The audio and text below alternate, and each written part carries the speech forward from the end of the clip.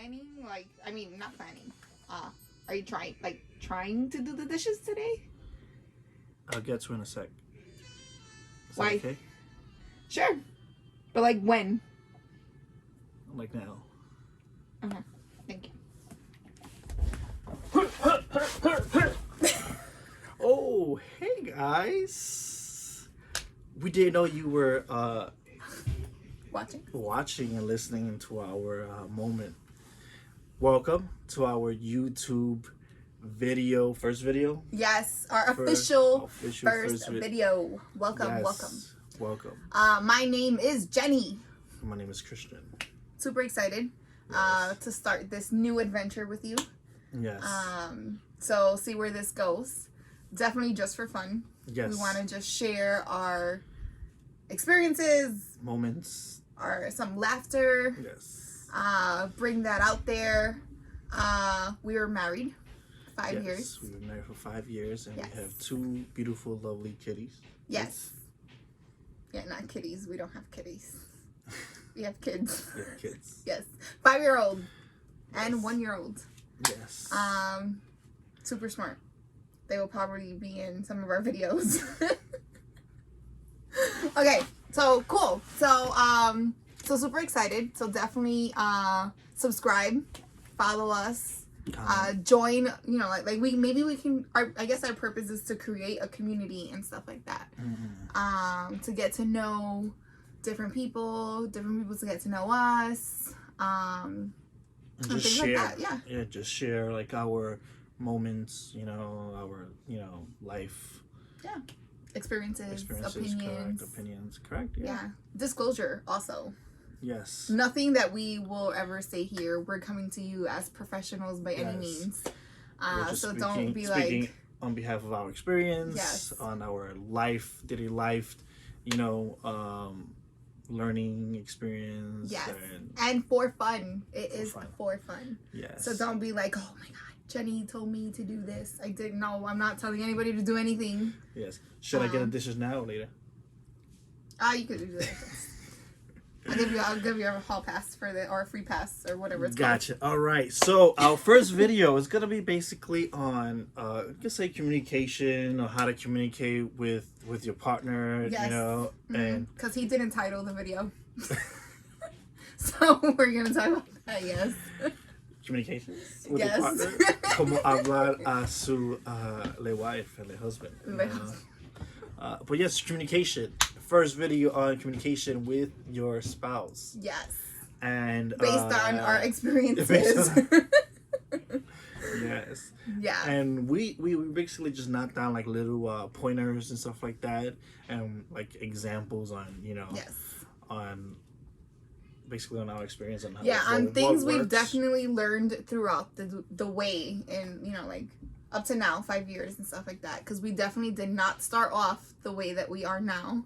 I don't think every marriage, for the most part, I could be wrong, like start off like, oh, okay, this is, I feel like you learn as you go, and it could be beautiful, in the beginning, and the honeymoon phase. Yeah, or it could start off or like, it could not. Like this is who I am, and it can be rough. Yeah. So right. So I feel like I've heard that too. You know what I mean? Like, because I've heard the if you make it past the 5th year, then you're bound to be together. Really? O sea, like the 5 years are the hardest. So we just. But then I've heard like the honeymoon phase. Okay. Where it's like, oh, it's so nice and like beautiful and like no problems within the first 2 years or something like that. Until it's time to do the dishes. So communication. What are your pointers? What would you say, like, if you to the audience, whoever's watching, female, male, like who would what's so everybody's story is different. Correct. Right? Like for sure. So what I have learned, and something that I absolutely love, is when a couple knows their love language, or each other's love language, right? So like if I know your love language and you know my love language, I think our communication will like keep growing and get better and now stuff question like that. How you develop or how you come into that moment of like communication of love language, because not everybody knows what love language, or like how to get there, how you open up with your partner. So okay, so I think you need to learn first, right, what your love language is. So the way that I learned my love language, there's actually this awesome book on it, and it teaches you about each love language. There are 5 love languages. The love languages are physical touch, quality time, words of affirmation, gift receiving, and acts of service. So those are the 5 different love languages. Now we have all 5. It's just which one's greater. Which so one? Everything's like proportionalized, basically. Yes, right. it's scaled or whatever. So which one's the most important to you, and which one's the least important to you? But we all communicate and like receive and send messages through these 5 love languages, right? So there is a book. There's also a quiz that you can take. Now, me learning what my love language is, I can almost put into words what my wants and needs are. Correct. Like to feel like I'm being, like I'm being satisfied in any way. Correct. You know what I mean? And it's important for me to know yours, because if I want to send you a message, or if I want to make you feel loved, or if I want to make you feel that I miss you, and like for you to understand what I'm saying, then I need to know how to communicate that with you. So like for example, like the dishes, for example, like like there's a way you go about it. You could you could use it to your advantage as a person. Be like, hey honey, the dishes, like, do you want me to do it, or do you want to do it, and stuff like that. And then like play that guilt-free card, or whatever you want to call it. I don't know, like the guilt trip. Like, are you trying? So instead to of do like today? instead of like storming and be like, listen, the dishes are there, when are you gonna do it? Like, yo, go do them. Like, no, like, excuse me, but definitely I feel like these are very significant. Yeah. Like, so for example, from my top love language is words of affirmation. So it is so important for me, for a Christian, to tell me things all the time. You know what I mean? Like, to verbalize. So right. So what my needs are is that we need to talk, or whatever. So if we argue, whether you need time or you don't need time, we're gonna have to talk it out. You know what I mean? Like, whether you're over it or you're not over it, like, we're gonna have to talk at some point. And like, that to me is like the most important. So that skill for you is greater than right. all the other points. Right. And for example, for him, that is true. What his love language, the predominant one, is physical touch. So to him, his I'm sorry is not I'm sorry. Like, let's talk about it, or whatever. His I'm sorry is like hugging. For the most part. Right. So when I am like pissed, like upset or whatever, and he needs time, he gets the time he needs or whatever to process, or like to cool down and stuff like that. Fine. I respect that. But when he comes to me and he tries to hug me and we haven't spoken it out, because that's not your... Yeah, it's not my top one. It's not your top one. Yeah. And which is very important to know. And I feel like in marriage, you will develop that. It's good to communicate and find out. Because unfortunately, it wasn't our case that we was like able to find out right away, oh, that's your love language. Let me, Yeah, like, or that it was even a thing.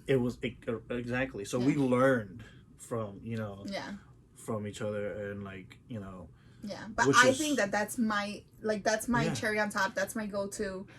If I hear somebody like having problems with like their partner or whatever, my thing is like, I sound like a broken record. Yeah. Like, besides, like obviously like praying about it and like how spiritual are you and stuff like that, my go-to is like, do you guys know each other's love languages? Because there has to be a disconnect, and that's what it is. And you have to put... and it plays an important role in everything, not only in an intimate moment, but like as simple as washing the dishes, simple as just like different, areas of life. I have a question. Does it bother you when When what? When like you win the dishes and stuff like that? No, I'm just, Yeah, because you've said it like 5 times. So, moving on.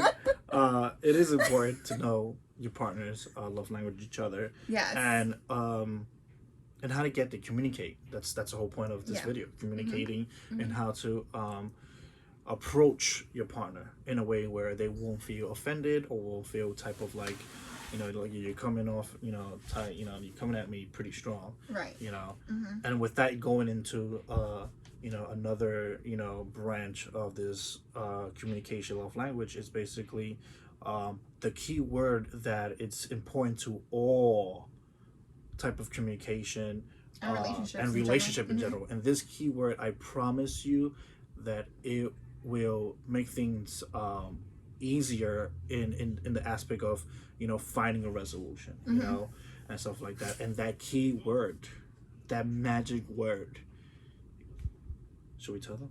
Sure. You know, and this is a cost-free